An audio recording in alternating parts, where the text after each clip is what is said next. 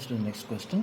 Solve the difference equation for y of n using z transform and the specified initial conditions, right? So the difference equation is y of n is equal to 0.5 y of n minus 1 plus x of n, where x of n is equal to cos pi by 3 n u of n, okay? And the initial condition is y of minus 1 is equal to 0, okay? So let's solve for y of n. Given y of n is equal to 0.5 y of n minus 1 plus x of n, okay?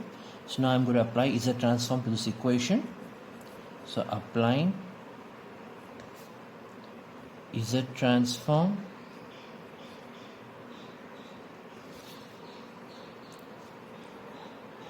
to the above equation, the z transform of y of n is y of z is equal to 0.5 into the z transform of y of n minus 1 is z raised to minus 1 y of z plus y of minus 1 plus the z transform of x of n is x of z, okay? And now you guys substitute the value of the initial condition. The initial condition is only one is over here, that is y of minus 1 is equal to 0. So substitute that over here, this will become 0. So the equation will become y of z is equal to 0.5 z inverse y of z plus x of z, okay? Now I'm going to bring this to the side of this equation. So this will become y of z minus 0.5 z inverse y of z is equal to x of z, or in other words y of z into 1 minus 0.5 z inverse is equal to x of z, okay? Or y of z is equal to x of z by 1 minus 0.5 z inverse, okay? Maybe I can simplify this equation, right? This is 0.5 by z, which is this z will come over here, so therefore you will get z by z minus 0.5. So this will become x of z into z by z minus 0.5, okay? Now I need to find the value of x of z, right? So here x of n is given, right? X of n is equal to cos pi by 3n u of n, right?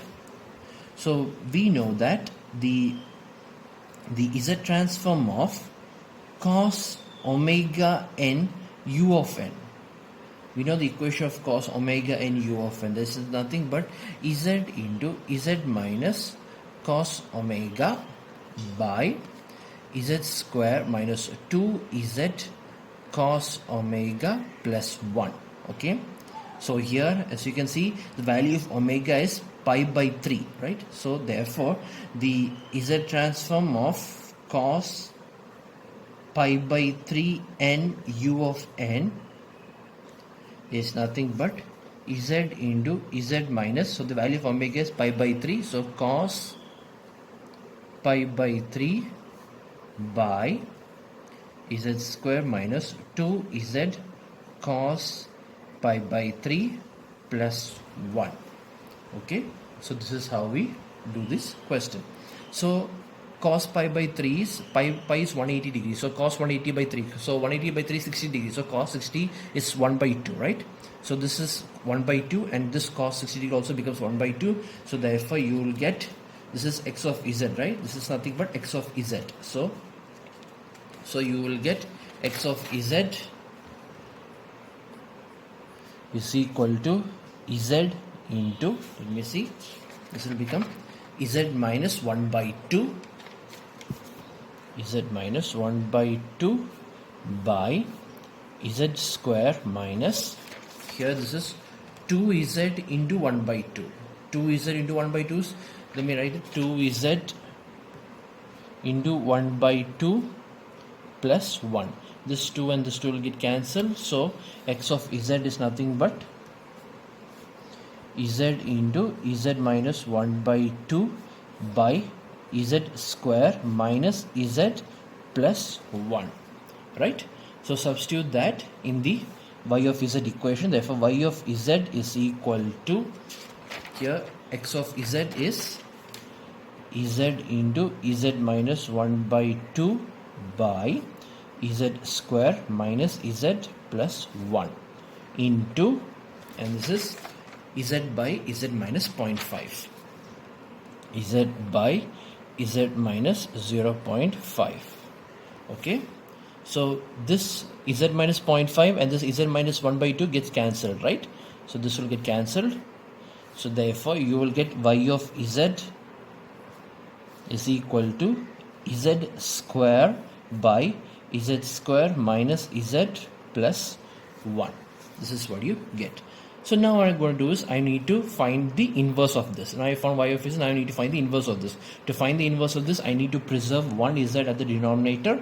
So this will become y of z by z is equal to z by z square minus z plus 1. Okay, and now I need to partially factorize this. So to partially factorize this, I need to factorize the denominator, and here the denominator is z square minus z plus 1. So how do I factorize this? You cannot directly factorize this, right? We know that z square, maybe instead of writing minus, just look at the first two terms. So z square minus, so put something over here so that it can be able, so that we'll be able to factorize it, right? So we know that z minus 1 by 2 the whole square, z minus 1 by 2 the whole square is nothing but z square minus z plus 1 by 4, right? Z square, z minus 1 by 2 the whole square is z square minus z plus 1 by 4. So here it is z square minus z plus 1. So this I am going to change it as z by, this will become z square minus z plus 1 by 4 plus 3 by 4, right? This one I'm splitting into 1 by 4 and 3 by 4, and this is z plus 1 by 2 the whole square. So you will get z by, this can be written as z plus 1 by 2 the whole square, z plus 1 by 2 the whole square plus, and this can also be written as root 3 by 2 the whole square, right? Because as soon as when you see these kind of terms, immediately you should understand that you will get a complex factors, right? You will get a complex factor. So that is what you're getting here. This is a square plus b square, right? We know that a square plus b square is a plus bj into a minus bj. That's what you're writing over here. So this is nothing but z by, this is z plus 1 by 2 plus root 3 by 2 into z plus 1 by 2 minus root 3 by 2 j, root 3 by 2 j.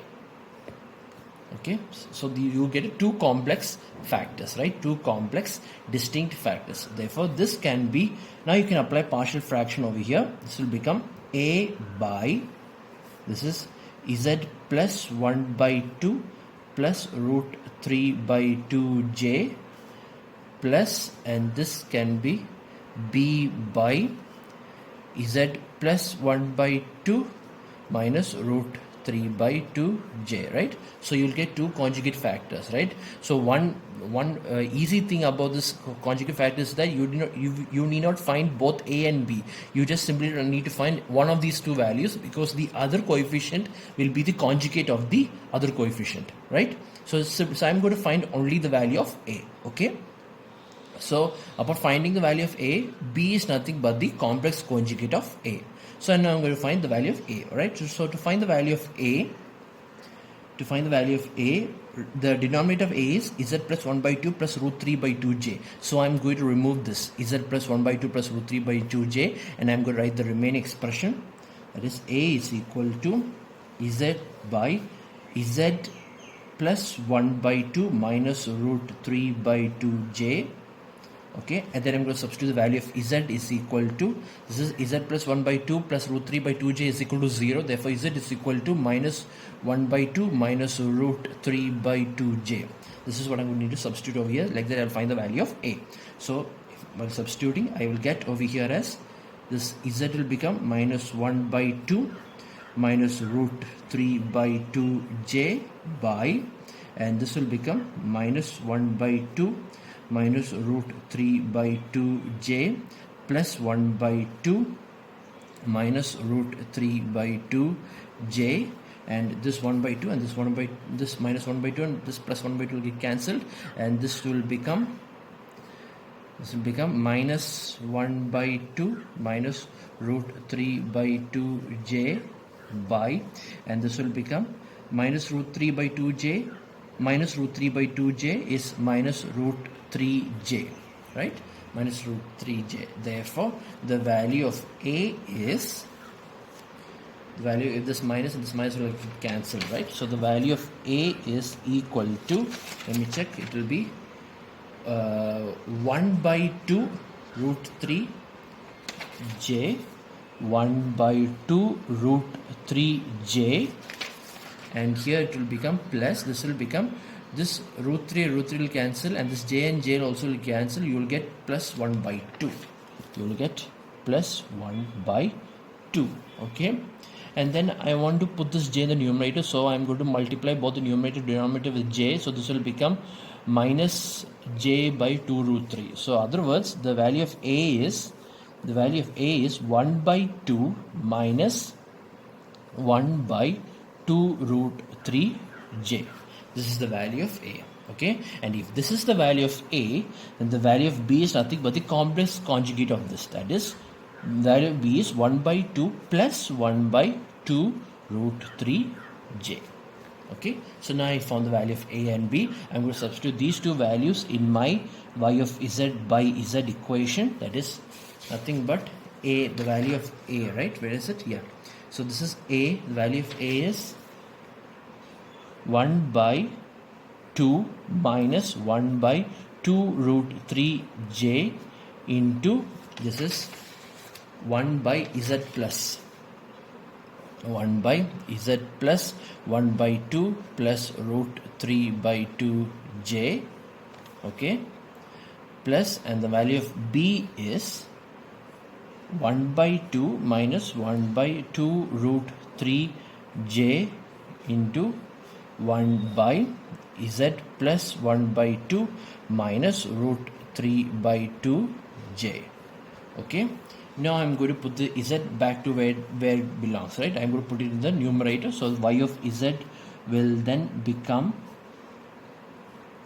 1 by 2 minus 1 by 2 root 3 j into, this will become z by z plus 1 by 2 plus root 3 by 2 j plus, and this is nothing but, this will also will become 1 by 2 minus, here is plus, right? This is plus, value of b is plus, right? 1 by 2 plus, so 1 by 2 plus 1 by 2 root 3 j into, and this is 1, this is z by z plus 1 by 2 minus root 3 by 2 j. Okay, so now you found the value of y of z. So now I'm going to find the value of y of n. So the value of y of n is nothing but 1 by 2 minus 1 by 2 root 3 j z inverse of z by z plus 1 by 2 plus root 3 by 2 j plus, and here it is 1 by 2 plus 1 by 2 root 3 j into z inverse of z by z plus 1 by 2 minus root 3 by 2 j.